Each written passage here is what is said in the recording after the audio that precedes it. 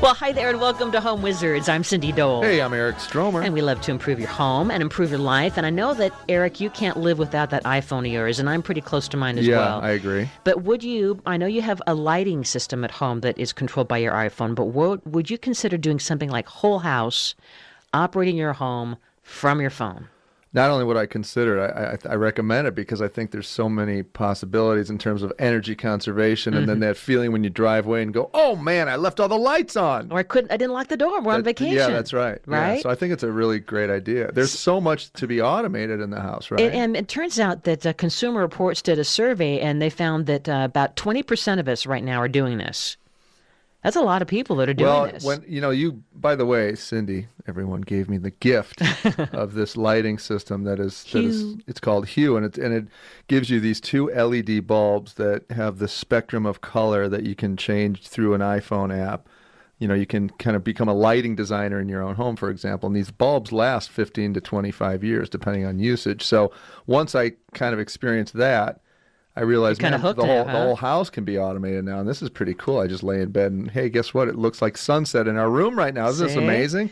Yeah, it's incredible. So if you haven't gotten the bug yet, that's okay, because it turns out that about 70% of us who haven't done it yet are really thinking that, you know what, this might be kind of handy, whether it's our thermostat or the blinds, going up and down, or, door locks or whatever it is to control what you need to do remotely with your phone. Yeah, and the thing that I always thought would be a great use of this technology is when you're out of town or on vacation and you can turn on and off different lights in the house. So someone looks like they're home. Exactly. I think that's a huge benefit. Even turn the TV on if you want, so it feels like people are always kind of using the house in and out. So it's everything from peace of mind, right, to convenience, to straight up efficiency for hyper energy. Control. That's it. You like gadgets. You're a control freak. You have to wear the Admiral Picard outfit when you come into your home and say like, phaser, engage.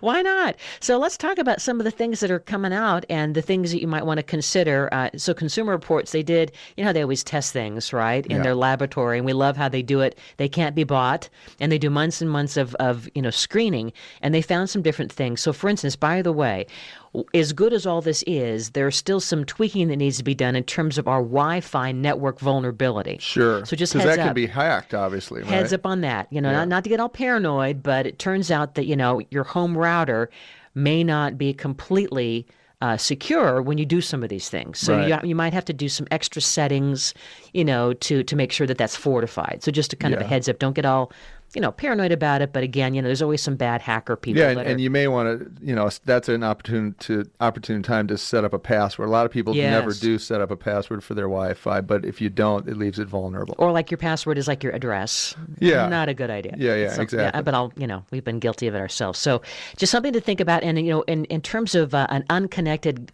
dumb gadget, it shares no more information than you might prefer to keep to yourself. But like, for instance, a smart thermostat, it might be less discreet. It can actually alert, are you ready for this, hackers when you're on a vacation.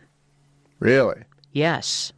You mean because the people want to come in and the burglars are chilled and they want to warm the home up while they're robbing you? Because it means that, some of these gadgets, because when it's in vacation mode, it has a history of a smart lock app, and it might let the thieves know when you are basically out of town because it's set on that vacation mode. Right. So it's a motion detector thing, probably. Kind of like that. So, the little things just to consider because, and also, connectivity is still early. You may not necessarily be loving it yet. Right.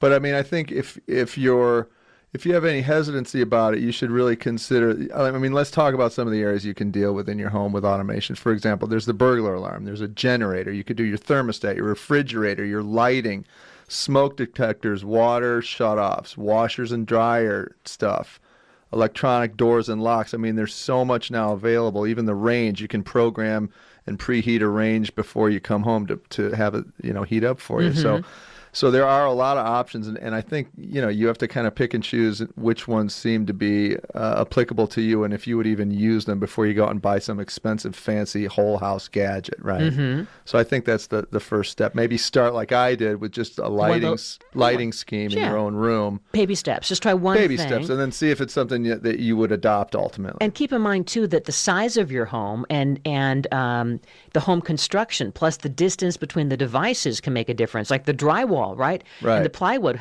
That could really kind of screw you up. Yeah, in terms of the signal going through for your Wi-Fi to actually work, you have to make sure you have reception in that part of the house. Like for example, in my home, I don't get Wi-Fi in half the house because there's something obviously blocking the signal. Uh-huh. So before you really kind of invest in the whole house technology, you're going to want to make sure that you have Wi-Fi throughout the whole house. Maybe get a second router. That's what we did because for the other end of our like house, a booster of some sort. Yeah, it was almost worth it because we wanted to be able to get, go on outside and sit on the deck, and kind of check your email and stuff. But the main router couldn't, beam the signal far enough. I mean, right now for me, I think the one that would be useful would be the electronic door locks, but then you have to buy an upgrade in your existing front door locking scenario. So that's, again, another charge that you're going to have to incur. Mm-hmm. But what you can do with that is you can program how many people come in and out, and you can give individual people, like if you have a cousin that comes and waters your plants, they can have a key or a thumbprint code. Like a temporary password, That's right? exactly right. So I think those are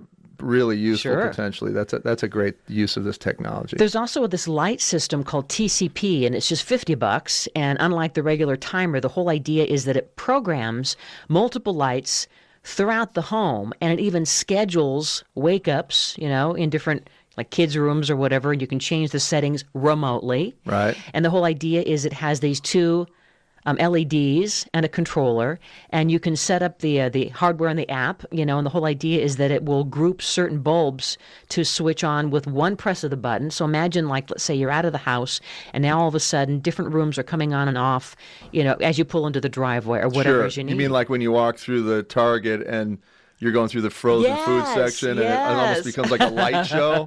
Like I'm by the ice cream now and only that light's going on. Yes, it knows that you're there. So you can have that technology in your own home. Mm-hmm. That's kind of cool. But there's many more. We'll talk about some other ones that you might want to consider in terms of, being into that whole mobile control for your home. Right. Eric Stromer, Cindy Dole, we thank you for hanging out with us. And remember, you can always catch us on our website at yourhomewizards.com because we love to improve your home and improve your life.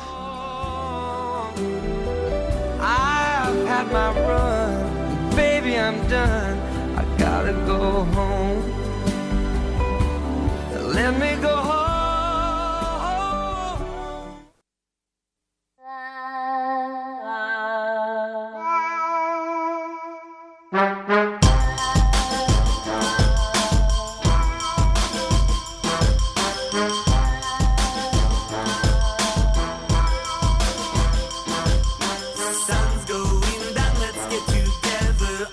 So we all love our mobile devices, right? And we love the idea of having a more convenient home. But would you want to have your place completely automated so that no matter what's going on, you just, with the press of a button on your phone with your app, boom, the lights are controlled, the locks are set, the thermostat is set, you name it. Yeah, and there's good news and bad news because if like when you're in line at the grocery store and the automation goes down and they can no longer do the scanning. And then people panic, and everyone's just sort of standing there with their melting ice cream. So if the technology goes down and fails, then you got to resort back to the the old school Luddite way of actually manually. I'm walking over to the television and turning the channel now, and that that could throw people. So you want to make sure you've got double backup systems and all that stuff in place. Technology is a rat hole sometimes. It can take you down into a place that is either really empowering or potentially debilitating. So by the way, that's your choice. This is Eric Stromer, and I'm Cindy Dole, and you're listening to Home Wizards. And so we thought we'd talk about, how can you make your home smarter? I mean, for instance, you can go to some of the big box stores, and there's a lot of new innovative products that are really inexpensive. Little, remote control devices that can actually help you connect, between your phone, or without your phone, to, let's say, energy management, home entertainment, lighting, safety, and security. I mean, we're talking about anywhere from $50 to maybe $200, Right. you know. But Consumer Reports did this really great side-by-side study, and they took a look at all the different products that are there now.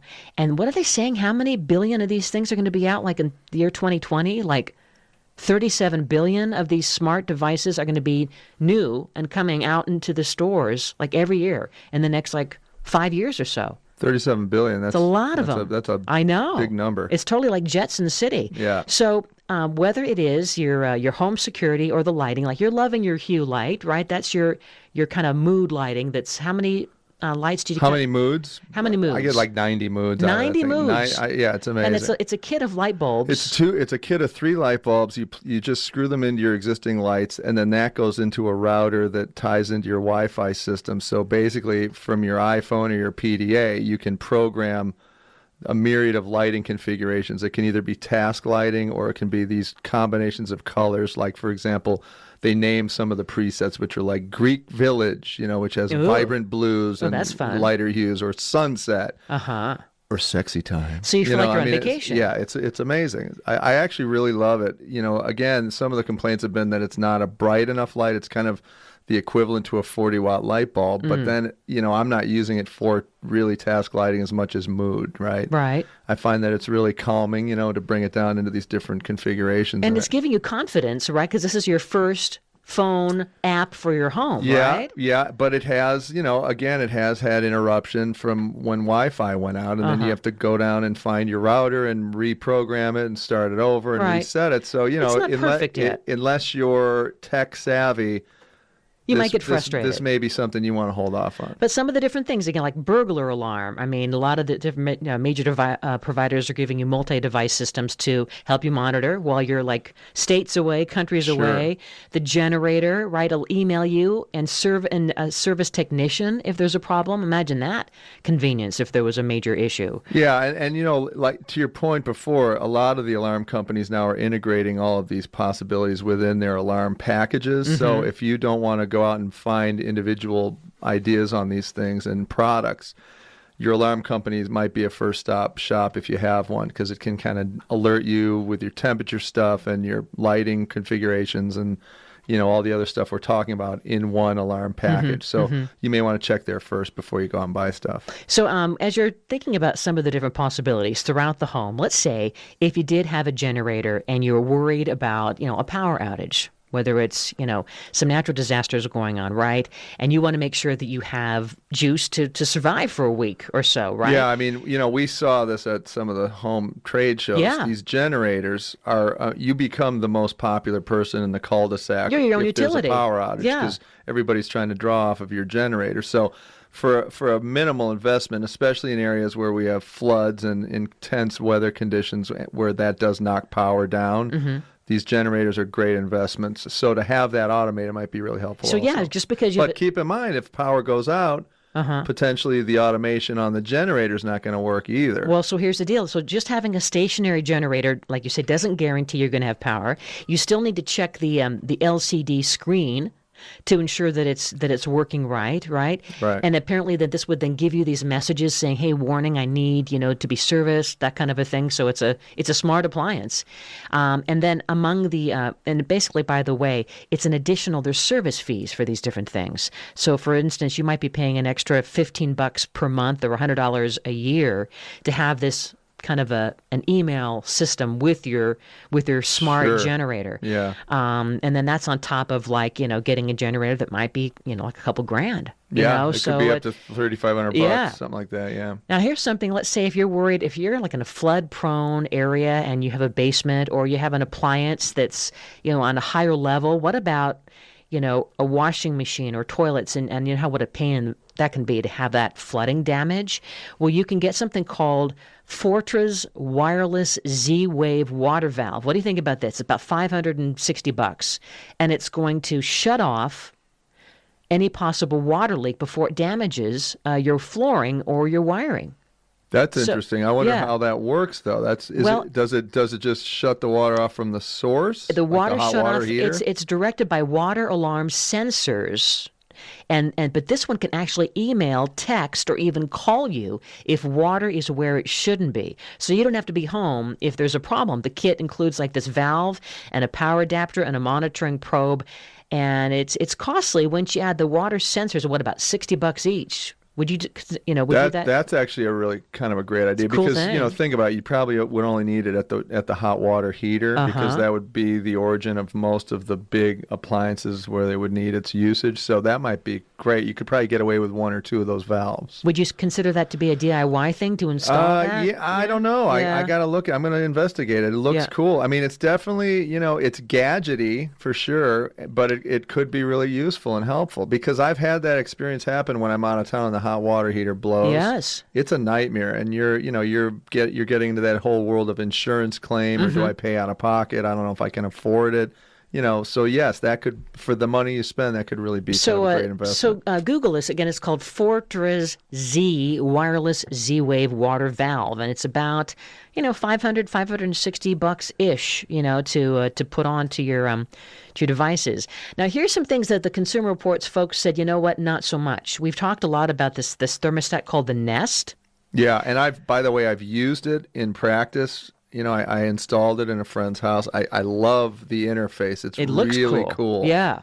It feels amazing, and sometimes the alarms or sometimes the thermostats can be overwhelming. So it's $250. Yeah, it's a lot of money for what it is. But the neat thing is you can remotely change the setting by using its app. Right?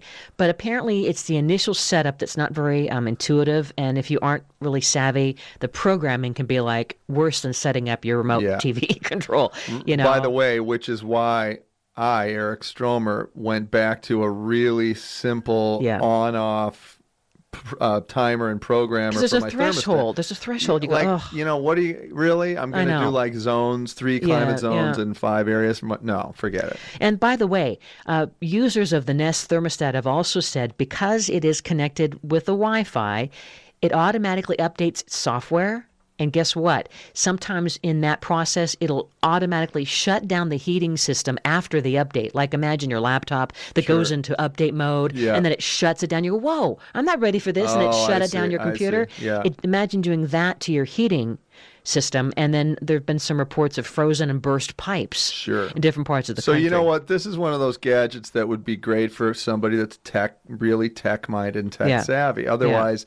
if you're like me, where you've got a foot in and out of the technology world, it may be overkill. It's beautiful. It works great when you use it in your hand. It feels amazingly sexy to turn the thing to go 72. Right. And the light comes on, and it's touch sensitive. But to program it is kind of a nightmare. Because it reminds me of the old VCR deal. It's a lot of work. The Nest folks also make something to monitor, smoke and carbon monoxide. Right. And it's $130. And it also is very sexy and gorgeous. But this also is not, according to Consumer Reports, not perfect. Sometimes it wouldn't detect a fast flaming fire. And sometimes also it lets you kind of silence the nuisance alarm. And that actually, you could unintentionally then activate and delay the alarm in case of a fire. Oh, forget it. So that's kind of, I know. It just sounds like it's a called nightmare. the Nest Protect, maybe, so maybe investigate that a little bit more. Yeah. And by the way, there's a smart toilet. It's only $5,600. It's called the Lixil Satis Smart Toilet, and it will flush automatically, close the lid. It'll clean up using deodorizers and all this stuff. But I mean, do you really want to do all that for, I don't know, almost $6,000? I absolutely do not. And it will play music. But there may music. be some that do. It'll play Ring of Fire. Thank you. Eric Stromer, Cindy Dole. We have more fun to talk about because we love to improve your home and improve your life on Home Wizards.